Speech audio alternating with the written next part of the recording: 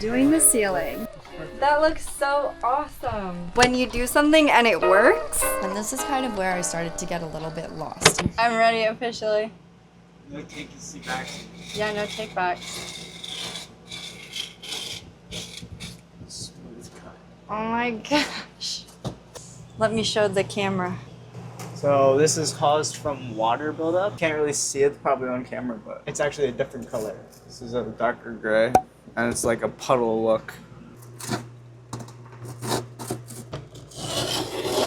It's only been like 5 minutes and it's just kind of like falling down, which is good because I thought the reason that it was sagging was because there was like water damage down there, but looking good.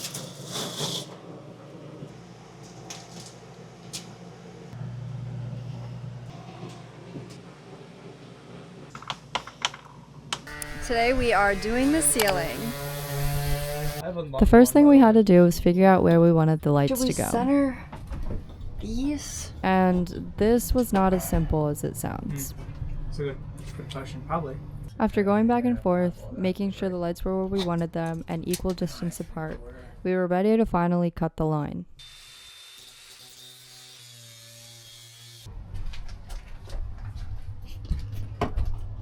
I think it did so fast you won't have to time lapse it. Yeah. It's a clean line. It's cleaner than this is our original line. While these guys are doing their thing, I'm going to explain what the thing is they're doing. Inside this one wire are one white and one red wire, and we're taking that wire from the source, and where you see each of the wires hanging down from the ceiling, that's where a light is going to be. Mason is testing the circuit we have going on right now. So we're able to get this first light working. We're just trying to make sure we can get the next one. I'm going to start chiseling out where this light's gonna go. But I want to drill it to the other side. Woo!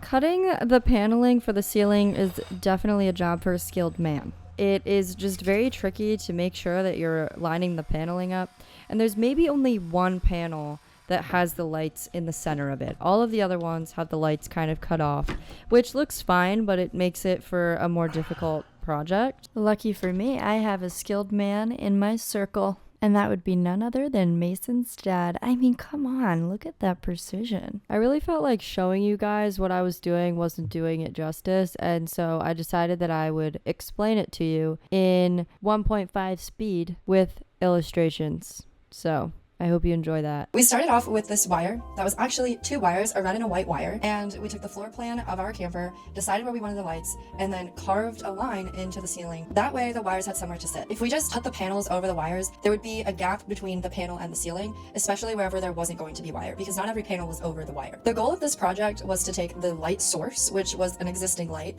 and add on 7 to 10 lights from that light, because there was enough power coming from there. Just like for the wire in the ceiling, we had to drill a hole where the light was going to go, and then carve out where the wires were going to go once we put the light up inside. So now it's time to add the wire. And this is kind of where I started to get a little bit lost. You're going to want to use a lug nut that has 3 ports because you have 6 wires. And then you're just going to connect the red with red and white with white. It's pretty simple and self-explanatory, but I didn't understand it until I was doing it. And hopefully these pictures will help you visualize what I'm talking about. Back to the video. I hope this was helpful. Bye. So to make a long story short, you have to do a lot of measuring and a lot of cutting and just doing that over and over again. And I'm glad that I didn't have to do any of it. So many thanks to the Scarbies. This is the final day of the ceiling, and we wanted to make sure we were working with somewhat of a clean space before we added all of the lights. We made a huge mess doing the ceiling, so it was nice to have a clean slate. The ceiling is done. So exciting, thanks to Mason's dad. This is Mason, not Mason's dad. So now we're going to put in a couple of the lights. I don't know if today we're gonna finish, but I want to have a few lights up before we leave for our first trip. Can I let him? It works.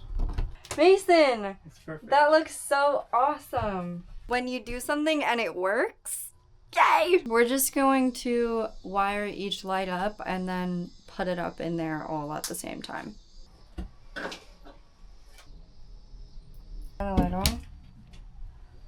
Wow, crazy. It's so bright in here. Ready?